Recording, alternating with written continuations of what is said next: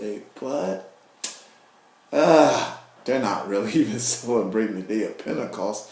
That when the church came in fulfillment of the, Holy Ghost. But we're going to leave that alone. But all right, topic of the message is still Easter week.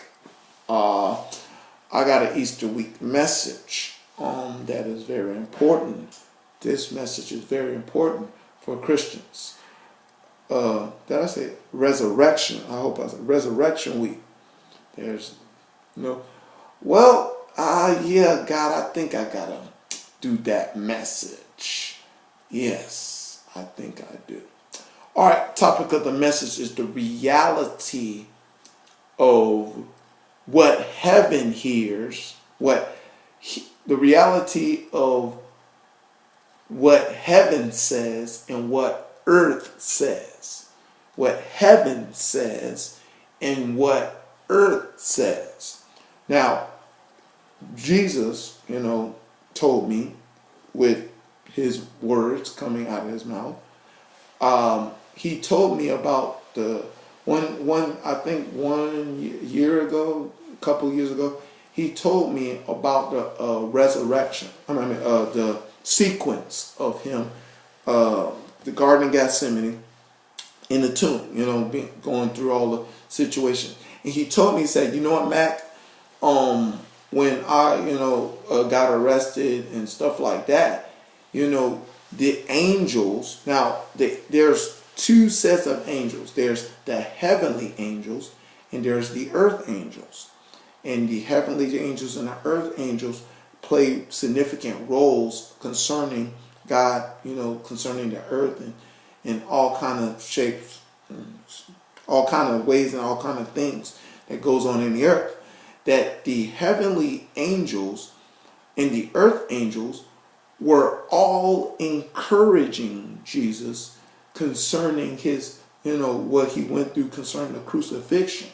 You know what I'm saying? He was hearing the angels rooting him. They were cheering him on. You can do it. You can do it, Jesus. You can take it.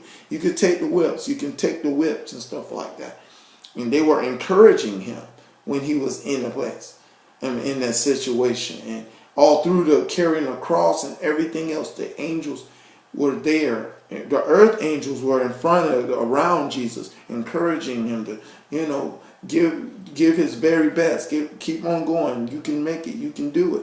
The angels were encouraging him to continue on and stuff like that. And I'm like, wow.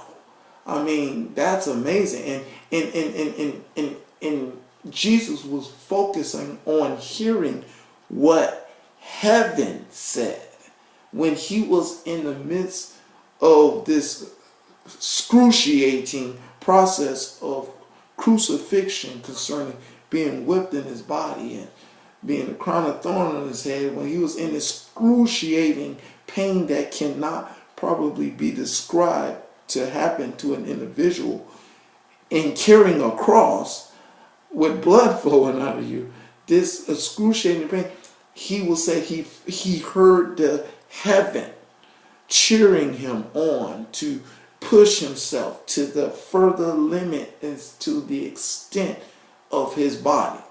He kept going, and what kept him really, really going at that period of time was the hearing what heaven said. Kept him going. Now, what are you saying, Mac? What that got to do with us? Well, I think it has a whole lot to do with us. See, here's the thing about faith, that the ideal of faith is supposed to do. Faith is, of course, the substance of things that are hoped for and the evidence of things that are not seen. It's, faith come by hearing, and hearing the word of God. Now it says faith come by hearing. There's one hearing, but there's second hearing the word of God. And I truly believe this first hearing is the hearing the word of God based upon the Bible. But that second hearing is the hearing the word of God concerning the words of God in heaven, or what they call it, forgive me guys, I use not no no the word straight out of God's mouth. I know it's going to hit my mind very soon. The thing is the word that the Rhema. Thank you, Rhema. Thank you, Spirit. The Rhema word, the word that comes straight out of the mouth of heaven. That these words that is supposed to make a greater impact for us to continue to do and perform the will of God, no matter how hard, how much excruciating pain or suffering we are going through.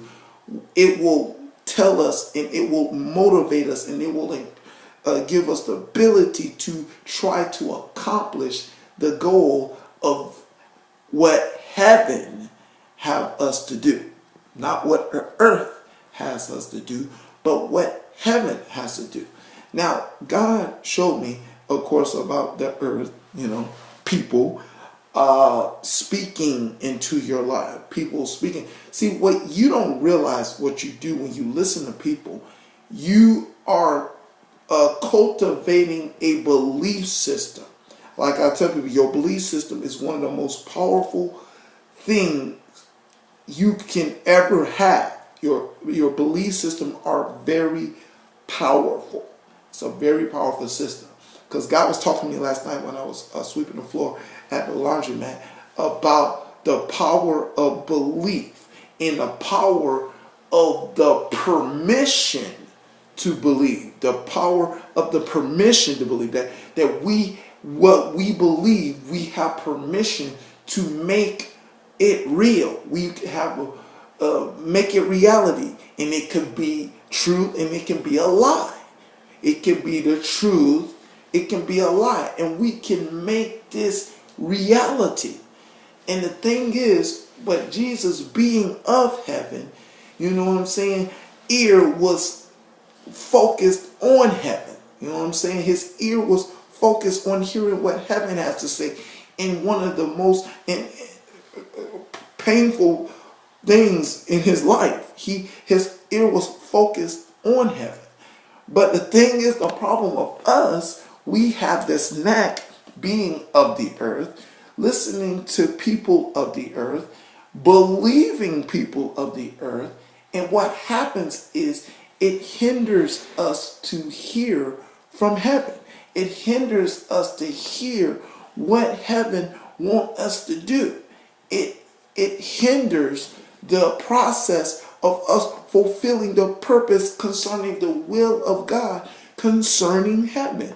And the thing is, people don't understand to what extent of the information that goes through television, radio, and around your environment, to what we take inside of us and come to believe and make reality of, that is totally false and totally a lie, to think that this is supposed to be the important part of our life, that this is an important activity to be involved in. You know what I'm saying? I mean, it's amazing when I, see people that, sin, how much they look at their activity and they think it's so important, how important they see in their viewpoint to engage in this activity, that they need this and they need that and they need that and they need this to go engage in the activity that's going to bring nothing but destruction to their life. And they just don't really see. They have eyes that they don't see. They have ears, but they don't hear the ramifications of what they are putting themselves into. They can look at the newspaper, they can look at the news and finding out so many people suffered casualties in engaging in this activity of sin, and that it's none to them. You know what I'm saying? It's like, whatever, it's not me. You know what I'm saying? And like, it won't be me to certain people to that extent, because of this belief system concerning of what the earth is saying And you know how many times I gotta say that we're created from an earth that is without form, void, darkness. There's nothing in this earth for us that we can truly have, that can truly bring us life and life more abundantly. It's a lie. I mean, only person that can give us life is the giver of life that blew breath in our nostrils and we became a living soul. That's the only person that can legitimately give us life. But the people that listen to earth can look at all these funerals, look at all these graves and say, oh, I'm going to live another day. Convincingly within their mindset, they're thinking that, guess what, tomorrow is mine. You know what I'm saying? Not, oh, tomorrow's not promised to me, that may not make it to another day like that other person didn't and like that other person didn't, but oh, I need to be thankful and thank God for giving me another day of life, health, and strength that I can see another day. But man, this illusion of confusion that everybody is embracing these days is totally dangerous.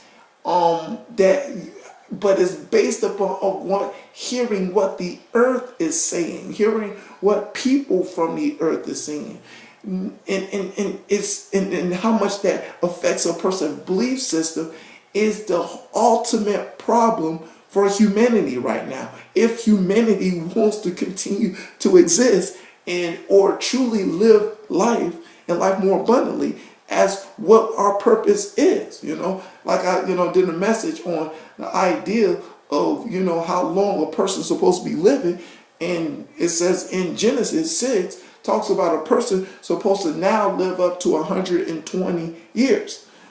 That people probably don't even know that's in the Bible. Even in the church, they don't even know that's in the Bible. But there's a problem if that many people are not making close to that goal. You know what I'm saying? That of 120 years. And the thing is because we're believing of what man say and believing all these ideas that they're giving you to try to help you with the problems that are going on, but their solution is creating more problems to more problems. How many of you got to hear about drug addiction, addicted to prescription pills, and addicted to certain things that will cause more harm and danger to our body? I mean, how many times y'all got to see the situations and all this for you not to see that, wait up, something's wrong here. I need to be depending on the source that is going to truly help me, truly deliver me, truly set me free, and fulfill my purpose that I was created to be. Is what needs to cry out in your heart and cry out in your spirit and say, hey, I need thee, oh, I need thee. God, to do a work inside of me and help me. I need heaven. I need to hear what heaven says, because this earth is going to get me in the earth. You know what I'm saying? 6 feet deep. If I continue to listen to the lies that it continuously give me and stop listening to people that follow the earthly lies that surrounds me, that say, wait a minute, I can't, I can't hear all this earthly stuff because I want to hear more what heaven has to say.